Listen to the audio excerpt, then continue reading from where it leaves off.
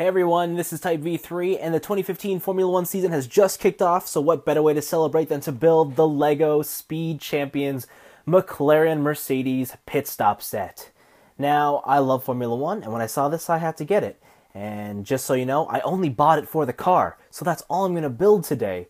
You may see the rest of this assembly somewhere else, but for this video, I'm only building the car. So I'm just going to get set up, and then we'll get started. Here we go, everything is all laid out and ready to go. This set does come with a huge sticker sheet, and I'm not going to apply any of these stickers on camera. I'll do it at the very end, so we'll worry about that later. Now, like I said, I'm only going to build the car, so I've already gone ahead and put together the minifigures. Here's the driver, you get the Lollipop Man, and then you get a female engineer to work on your race car, tell you stats and stuff. So I'll just put them to the back here, where they will be used much later on.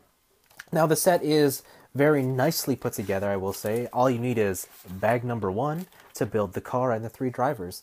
And I appreciate that because, you know, like I said, I only wanted this set for the car, even though it came with the entire package. And now, why did I only want the car? Well, because I'm a Formula One fan, and all I want is a LEGO Formula One car. But yeah, like I mentioned before, the 2015 Formula One season has just kicked off, and if it wasn't obvious already, I am a big Formula One fan. Big fan. I guess after toys and maybe video games and such, Formula One would be the next most important thing to me. I'm not entirely sure. I mean, I would say it's actually about even, to be honest. That's how much I like Formula One. Been watching for maybe the past 10 years, and over that time I have my favorite drivers and my favorite team. For example, if you follow me on Twitter over at Vince Sanchez, you'll know that, or you'll probably have seen that I do tend to tweet a lot about Formula One and all of its nonsense. And my favorite team is Mercedes-Benz, the Silver Arrows. And my favorite driver is also on that team, Lewis Hamilton, the British racing hero. And where's this part? You know, some things never change. I always do these videos thinking that I'm going to be okay, and oh, here it is. Put everything together and it's going to be smooth, but I always end up missing a part or two, or struggling to find the part or two. Anyways, like I was saying, yeah, my favorite driver, Lewis Hamilton, 2008 world champion, last year's world champion. So double world champion, yeah. But the thing about Formula One, you know, is, or at least for me, is I do have my favorites, but I'm also equally happy when they lose. Because for me, I love it nothing more than when there's proper competition. I hate it when there's just a dominant team forcing throughout. Now, I know that's a bit contradictory, just because if you too watch Formula One, then you'll know that last season Mercedes dominated the season, and it looks like they're going to dominate this year too. But at least the 2 lead drivers from that team were competitive with one another, and that's what makes for an exciting season. I mean, it's one thing to have your favorites and your heroes, but if they're constantly winning without any real fight, then it's just boring, and I just love watching a good fight on the track, and that's probably the number one thing I love about Formula One. And you know what? All the other drivers too, and other types, I actually really like them too. You know, one of my other favorite drivers is Fernando Alonso, and he is the typical type of character who is super cocky, very egotistical and arrogant. But the best part about him is he can back that up, because he is actually that good, and he's widely considered the best in the sport, and I'm always drawn to those type of characters for some odd reason. Yeah, I don't know. Maybe I'm just weird. But yeah, no. So that's just, you know, short little thing about why I like Formula One, and you know what? Oh, I should probably also go into why I'm not going to build the rest of the set. The thing is, that set is hugely inaccurate to what a real Formula One pit stop set looks like. So there's really nothing I want out of that. I mean, first of all, it gives you 3 minifigures. A real pit stop crew is comprised of like 15 characters, And I know that's just not feasible for what this thing's going for. And the pit stop set also is trying to, how can I put this? It's trying to put in a play feature for children. And, you know, that's fun. That's great. I've nothing against that. It's just not for me. That's all it is. That's why I'm not building it. I'm only building the car because the car is what I want. Now, like I said, my favorite team is Mercedes. And if you have been listening, which I don't know if you are or not, this is a McLaren Mercedes set. And that's not the same thing. They're actually two different teams. But they just both run a Mercedes engine. Or at least did. Because that's the other thing about Formula One. Because it's full of sponsorships and a lot of licensing agreements and deals. Merchandise for Formula One it's not that it's hard to come by, it's just very rare, and it takes, or not very rare, it just takes a while for things to be made.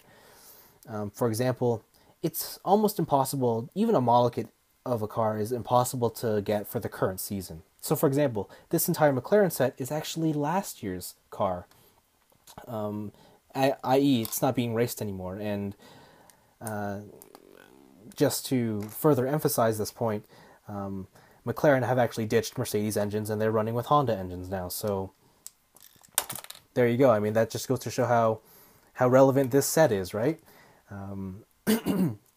But it's I don't know. It's still pretty cool that they made it, and it is. But you know, part of me is kind of disappointed that we can't get this year's cars or whatnot. And then this same problem extends to the video games too. Like the Formula One video games usually don't launch until the very end of the year when the cars are pretty much done and licensing agreements have been passed and whatnot. But yeah. But anyways, yeah, that's probably all I need to say about Formula One. I've probably bored you to death with my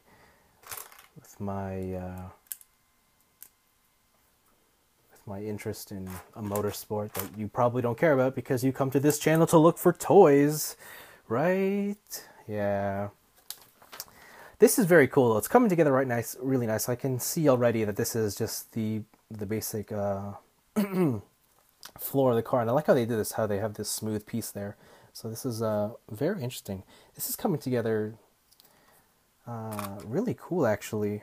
Wait, where do these go? These go.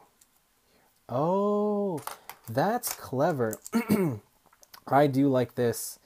It's hard to tell, but the Formula One car usually has like a Coke bottle shaped rear end, and how they're achieving that is really neat here. It looks like I'm gonna need these. Oh wow.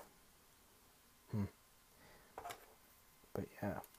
But let's get away from Formula One for a second, and let's talk about toys. Actually, since I'm building Lego, I figured I would address a question that I was asked about Lego. Is this just go like that? No. Oh, I need one of these. So I got asked what I preferred, Lego or model kits, and to be completely honest with you, I will always pick Lego over model kits. Here's the thing about model kits. I don't hate model kits, but I do get less enjoyment out of model kits. The thing is, with model kits, it feels like work. It feels like I actually have to do something. Whereas Lego, I can do at my leisure. For example, I'm filming this video and rambling on about nonsense, and I'm able to do that because Lego is that perfect balance of building something and putting something together, but not having it be this very intensive, consuming task. I mean, now you could argue that model kits don't have to be difficult and time-consuming and that tough, but I don't know. Like, the thing is, the better and better or more interested you get in building model kits, the more, or if you do want to get better at building model kits, at some point you do have to take it a bit more seriously. And when that happens, it's hard to, or at least in the beginning, or from my experience, it's hard to not focus more and not focus a bit. It's hard to find the hobby relaxing, especially when you're trying to improve. I mean, that's just been my experience. And then, after you've done building the thing and you want to paint, again, that's just another step, and it's this thing, it's this experience that is, it turns less into fun and more of work. At least that's my experience. With Lego, it's always the same. It's like there is a certain like Lego can only be so complicated, or at least in my experience, that's how I felt. It can only be so complicated. I think I already messed up. Why is there a black brick here? Is there supposed to be one there? No. My picture looks different. Oh gosh, how am I going to get this out? Okay, hold on. Oh no. Ugh. But yeah. So yeah, I personally like Lego better, and honestly, if I could only have one, it would be Lego. The only downside to Lego is basically it's expensive. Yeah, I don't know what else to say. Lego is really expensive. I mean, this set retails for, I believe it retails for about $30, but here in Canada it retails for $40. So it's a bit pricier than I would have liked to pay. And yeah, that's mostly my only concern with Lego. That's really it. How come this doesn't go in? What the... Did I screw up? Oh, wait a minute. It goes in sideways. Oh, that's ingenious. That's crazy. But wait, is there supposed to be a cover there? That's cool. Oh. Alright, where's the other one? Looks... No. Oh, goodness. Huh. So, where is that piece? I probably shouldn't have done this on a gray background, just because all these pieces are gray and I can barely make out what is what. But where was I? Yeah.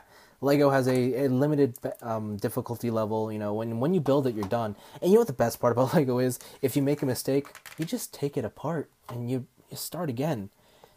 With model kits, it's like, oh, I made a mistake. I messed up. It's over. It's, I make it sound more tragic than it is, but, I mean, we've all been there, right? You're building a model kit, everything is going well, and then suddenly, boom, you messed up. And I've done that with a lot of my kits, and the thing is, I've gone back to kits that are a lot older. Well, not older, but ones that I've built a while back now, and I've taken a look at them, and I'm like, oh, I wish I could improve these. I wish I could do something with these, but I can't because I kind of just I'm done with them. Like there's not much else I can do. I mean, I guess I could strip paint or whatnot, but then that's more trouble than it's worth. Whereas again with Lego, it's just, hey, you just take it apart. You want, and if all you want is the building experience, then Lego again is something I really enjoy, because I'll be again like when it comes to model kits or Lego, I do enjoy building it the most. I hate having to paint and do any of that kind of stuff. It's just a personal thing, I guess. But yeah, I think we're getting there. We're getting there, yeah. Here we go. This one. Nice. Now what is that? That looks like it's just a center console for something. A center console that I don't appear to have. It's a gray... Oh, here we go. Cool. Interesting. I wonder what this is for.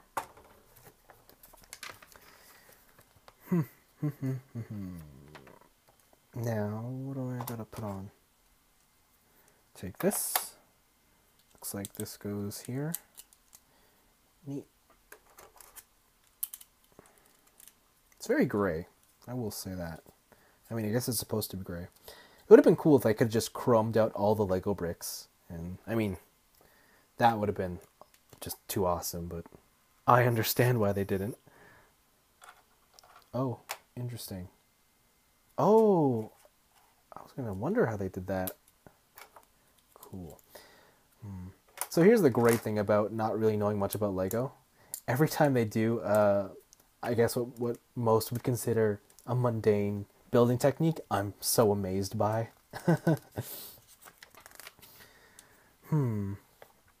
Alright, these look like the wings, or the giant spoiler in the back. Pretty simple stuff. I just need the spoiler itself, a T-cam. Oh, I don't like that. I wish this locked in place somehow, but it doesn't. But oh well, what can you do? Anyways, it's coming together. You can see the basic chassis being built. Actually, wait, the chassis is done. All I got to do from here is take these. It says put these through. Oh, gosh, rubber tires. Gotta love them rubber tires. Those are the best. I have to build 4 of these. This is pretty simple stuff. It's like putting on a real tire. Okay. Now, I need this one. And what do I do with this? Stick it in one. And then it looks like I gotta put something around it? I'm not quite sure what that is. It looks like a small... Oh, I see. Oh, these lock the wheels in place. These go like this. This goes like this. Oh, that's how they keep the length. See what I mean? Like this kind of stuff, I don't experience this all that often, so it's all very new to me and all very exciting. And then I'm assuming it's just the same way on this side, like this. And then it goes through the front. Oh, it is coming together. It is coming together. I'm liking what I'm seeing here.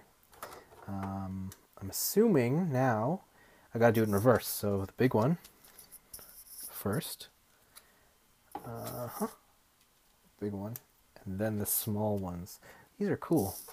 These are like spacers. And I like how they hide that bar. And then I can just throw these on. Check that out. Check that out. It looks like it's more or less done. I'm just going to go through the instructions here. Oh yeah, it tells me to build the second one. And from here, I think I could just... Now that is cool. Check that out. It's a simple car. I'm going to take the driver. And I'm going to... Oh, he's got to put his arms up. I'm going to put him up. Very cool, very cool. All these extra parts are actually to build a spare wing. I'll do that off camera. And I'm actually just going to sticker it up so that you guys can see what the final product looks like. So here it is. All the stickers have been applied, and it just makes it a little bit more shiny and chromy. Adds a lot more logos and sponsorships. Mobil 1. Back here is Hilton Hotels. McLaren F1, you know, MP429 is the name of the car. And it looks a lot nicer like this. I really do enjoy it. Mercedes logos everywhere too. For the minifigs, you do get the pit board, and you get the stop sign for the Lollipop Man, which is great. If you want, you can switch out the front spoiler very simply. There's a couple, I mean, the designs between the two aren't that big. The main difference for me is the number you get, and I like to put number 22 on mine just because that's Jensen Button's car, and I'm more of a Jensen Button fan than I am Kevin Magnussen. But really, that's it. I mean, it rolls, it's very durable. If I drop it, it's not going to break. It actually feels like a really well-constructed vehicle, so I really like that. If you guys enjoyed this build, let me know. After all, this isn't the only Formula 1 set I bought. In fact, I also bought the bigger one, the one with the guys who roll in the color red, so... If you want to see that build happen too, just let me know. Otherwise, see you guys next time. And if you like Formula 1 just like I do, make sure to let me know and we'll talk about it because I can never get tired of talking about Formula 1. Bye-bye.